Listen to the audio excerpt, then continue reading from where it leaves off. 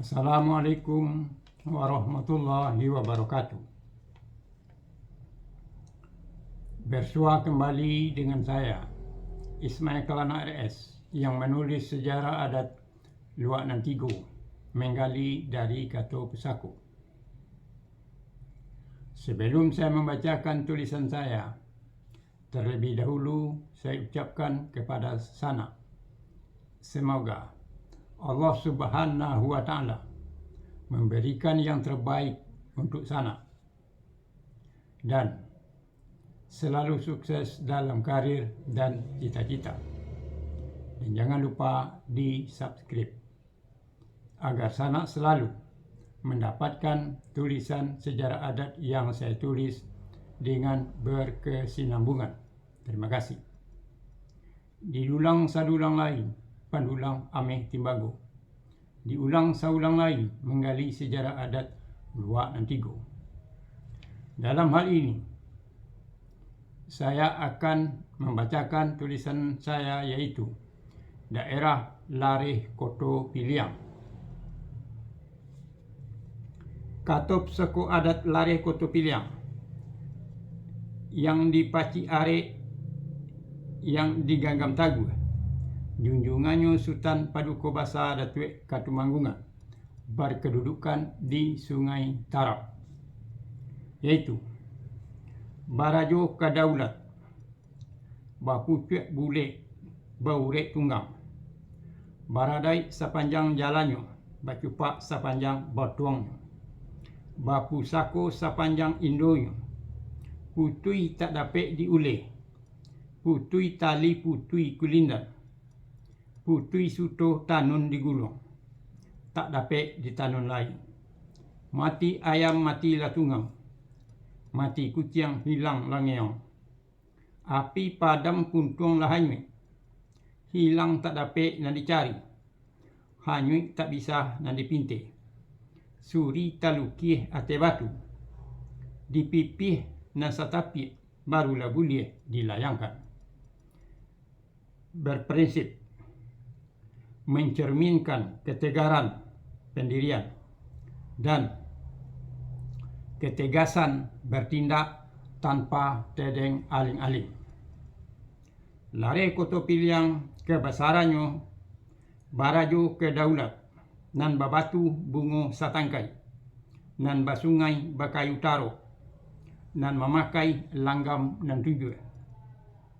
Daerah Lareh Koto Piliang, Sungai Taro atau Sungai Tarap, salapan batu, 5 batu di dalam dan 3 batu di luar.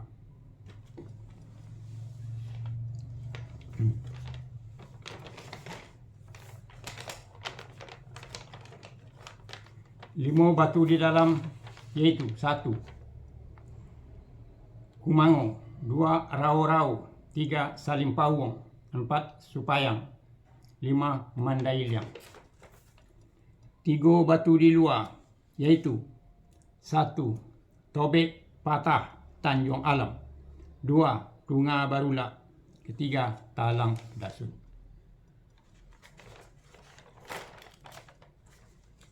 Delapan buah daerah itulah yang ditaruko oleh Sultan Paduka Basa Datuk Katumanggungan di Sungai Tarap. Pada waktu itu namanya adalah Tarata, sebab datuk yang ditegakkan dan ditanam dalam sebuah terata atau daerah itu baru 1 orang datuk dalam 1 terata atau daerah itu.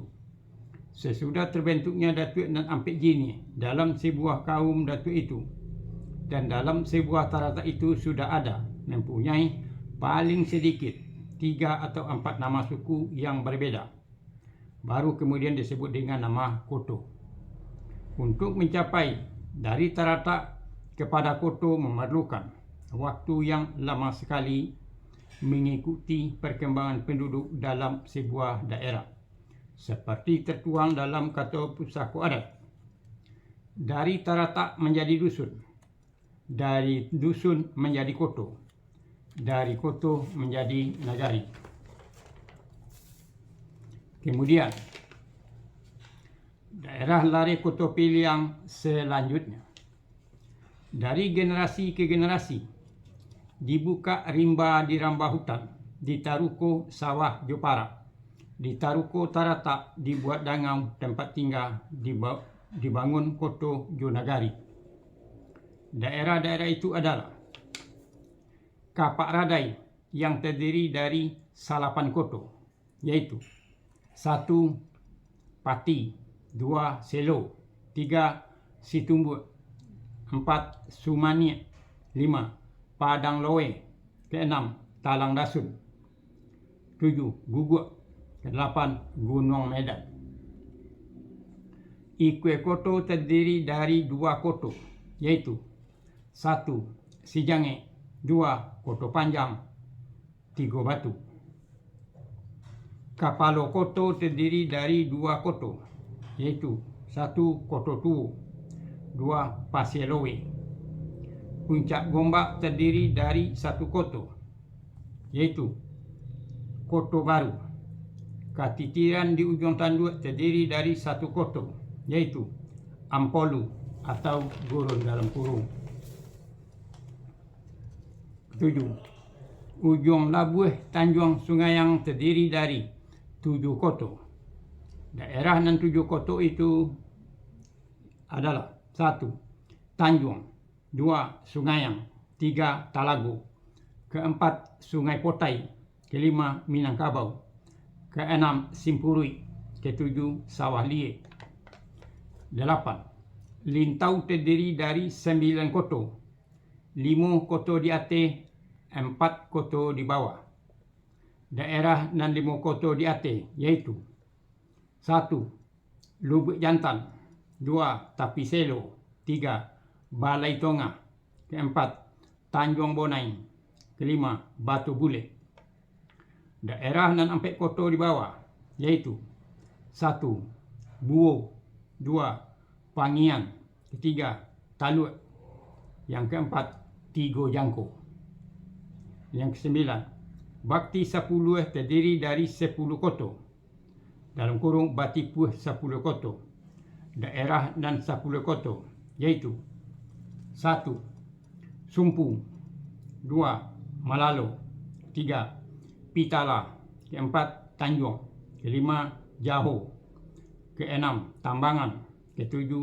Pandai Sike, ke-8. Koto Lawe, ke-9. Gunung Paninjauan, yang ke-10. Labuatan. Yang ke-10 termasuk Langgam dan Tujuh yang terdiri dari 7 koto. Daerah dan 7 koto yaitu 1. Sungai Tarap, 2. Sungai Jambu, 3. Singkara Jo Sanyang Baka, ke-4. Suli Air Jo Tanjung Boli, ke-5. Bakti Sapuluh, ke-6. Simawang Bukit Kandung, ke-7. Silungkang Padang Sibusua. Daerah Lare Koto Piliang termasuk juga daerah Lare Koto Piliang termasuk juga daerah Lare nan Bunto, yaitu daerah Lare nan Tigo Selo, yaitu 1. Pagaruyung, 2. Buo, 3. Sumpur Kudus. Untuk menaruku semua daerah itu sampai kepada menegakkan dan menanam para datuk berikut dengan sukunya, waktunya sangat lama sekali, dari generasi ke generasi yang lain. Karena untuk menaruku dan menegakkan para datuknya melalui cara bolahan dari daerah yang sudah ditegakkan dan ditanam para datuk. Itulah mengenai daerah Lare Koto Piliang.